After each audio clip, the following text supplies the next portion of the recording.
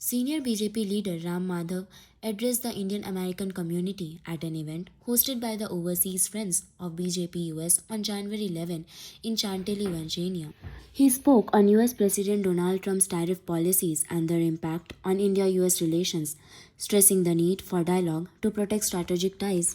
Madhav also raised concern over the minority crisis in Bangladesh and reiterated India's security position on Pakistan. Highlighting the diaspora role, he said Indian Americans remain vital bridges in strengthening people to people, economic, and cultural ties between the two countries. The event drew attendees from across the Washington, D.C. metropolitan area and reflected ongoing efforts to engage the diaspora on issues shaping India's global engagement.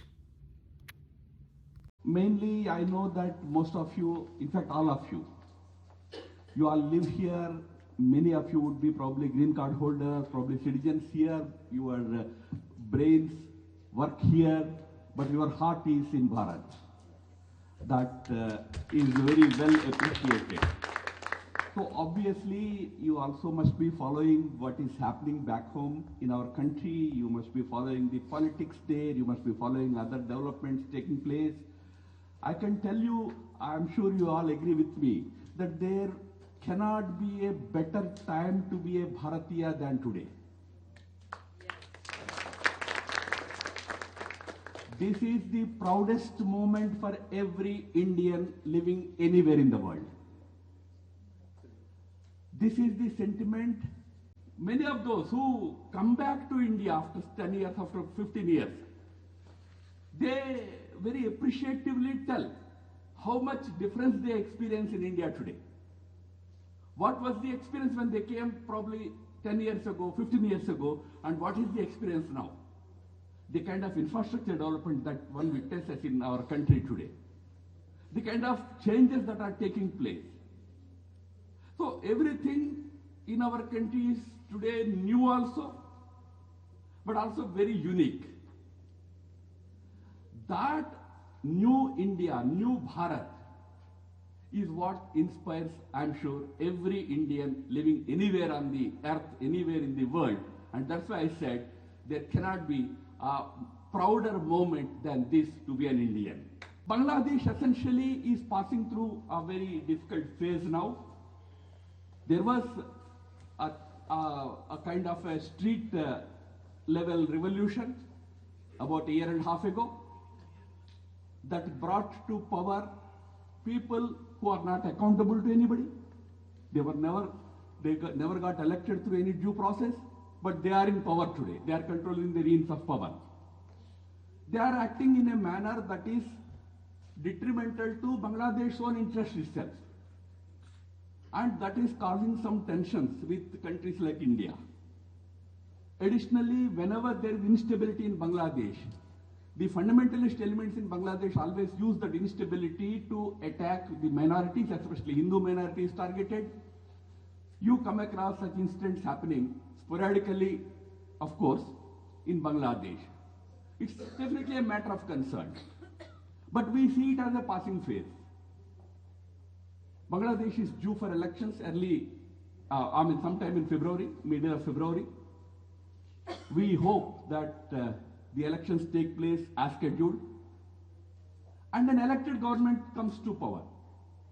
That elected government may belong to any party. After all, governments are chosen by people of the given country. You can't expect people of another country to elect a government that you like. What they like, that government they will elect. In any case, whatever government comes to power, an elected government is always easy to handle than an unelected and unaccountable leadership which is there in that country today. So we are looking forward to an elected government taking control of the governance there, so that we can probably engage with them and bring normalcy in our relationship. Yes, US and India relationship has taken an unexpected turn. This was not expected, as Arpaji also said, when Trump 2.0 happened. There was a lot of enthusiasm in our camp also, among our people also. In fact, Trump had a big fan following in India, had, before the elections. So there was this expectation that in Trump 2.0, the relationship would go to the next higher level. But unexpectedly, the things did not go as anticipated. But when I say that, I must add here that it is not the experience of our country, Bharat, alone. That is the experience of many countries in the world with Trump. President Trump has his own style, his own way of dealing with countries, dealing with issues. We can't decide how he should behave. He has a very personalized way of looking at issues, very personalized way of approaching issues. We have to understand and deal with them accordingly.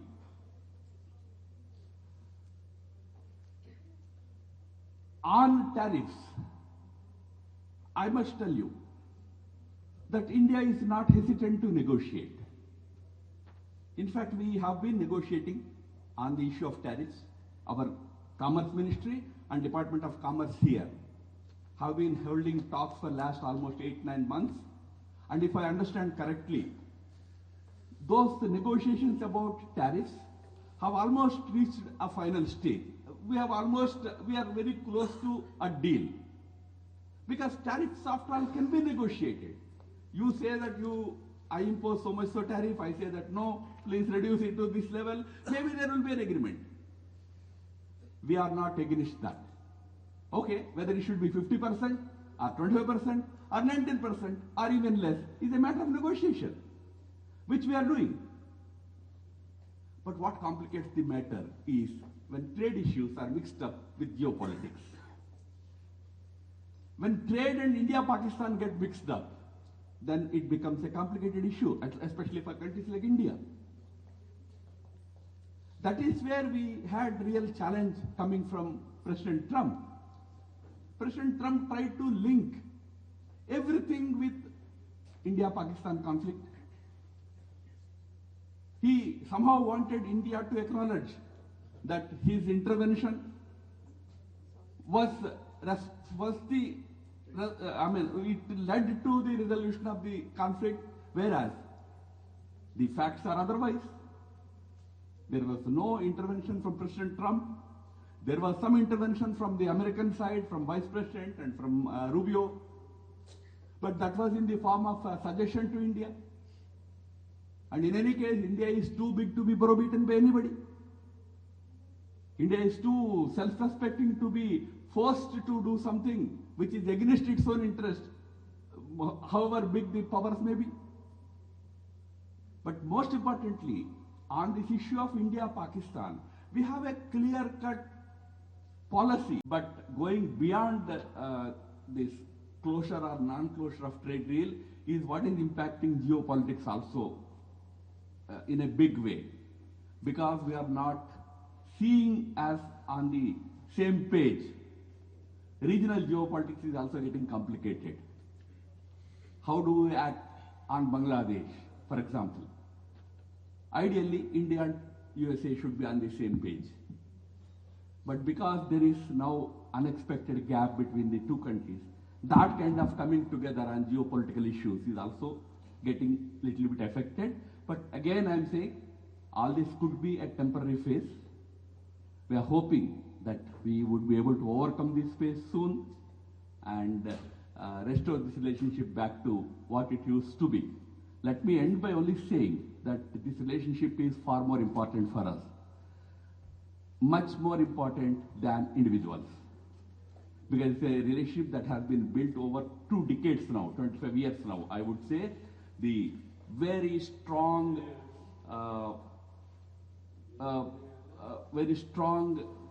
basis for this relationship was foundation was laid by none other than Atal Bihari Vajpayee ji, remember. We forget his contribution to this relationship. In 2000, he came here, year 2000. And that was when he said at the Atlantic Council conference, Atlantic Council hosted in New York. In Atlantic Council lecture, he used this phrase, India and US are natural allies. That is how we tried to build this relationship. It has grown into a very natural relationship. And you, the Indian community, Indian Americans, have been a very important element in this relationship. And you are now 4 million or even more. So this relationship has grown over decades. We have invested heavily in this relationship. And today there is no appetite to damage this relationship in whatever manner. So we are committed to this relationship. I can assure you about that. But yes, there are a few hiccups which are essentially personality oriented, not at all policy oriented.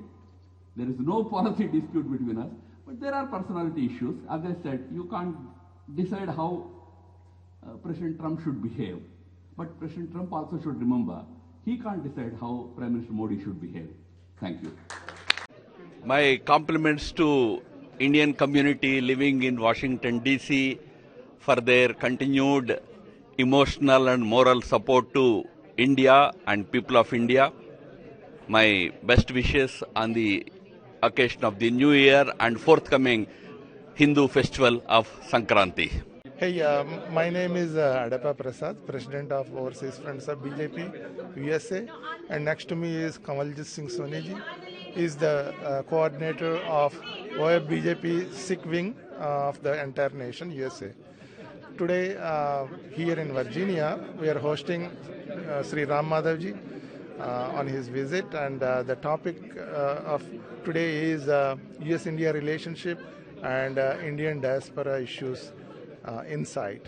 He gave an excellent insight into the in the context of current situation of U.S.-India relations, and he expressed strong sentiment and optimism that there is no problem with the U.S.-India relationship and it will grow stronger.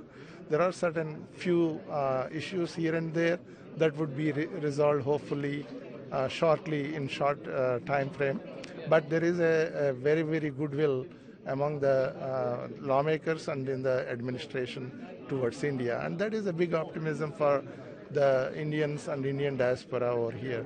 And now I'll hand it over to Sri Soniji, Kamaljit Singh Soniji. My name is Kamaljit Singh Soni. I'm the coordinator of Sikh wing of OF-BJP. And we are here today to receive Ram Madhav ji, who is visiting United States on a India-America relationship, and he gave us some very positive view of the whole relationship, that how the things are going, and it will, by the time it will only improve. There is no other way except to improve the relationship. And I also request that keeping in mind the dignity and self-respect of every country, we should work it out the best way possible. It's good for the community, it's good for both the countries. That's all I have to say. Thank you. Namaste. I'm Indira Kumar from the India International School of Virginia. We've been here since 1982. We've been teaching kids the classical arts, music, languages, and the culture of India. We are now starting a new division, which is a spiritual center, and this center is for the community, is a gift to the community, started in 1982. We hope that some of you will come forward and be part of this and take it on to the next generation. We thank you, and today we had a wonderful session, and we wish that some of you will come forward and be part of this mission of Bharat Mata Ki Jai and take this culture to another level. Thank you. Namaste. My name is Krishna Guripati. I'm here today in Washington, D.C. with Kamaljit Singh Soniji, who is our BJP leader, and we're working under his guidance. Today we gathered to invite and celebrate the attendance of Sri Ram Madhav ji, who is very high in the Sangh as well as in the BJP party. At a very, very critical juncture of trade negotiations happening between India and US. This is an event to remind everyone to have strong India-US relationship. It is good for both the people of US as well as India. That is the message we received today. India is growing strong at a very high growth rate, and we, as American residents, we would like our administration also to work with India to be a benefit for both the nations.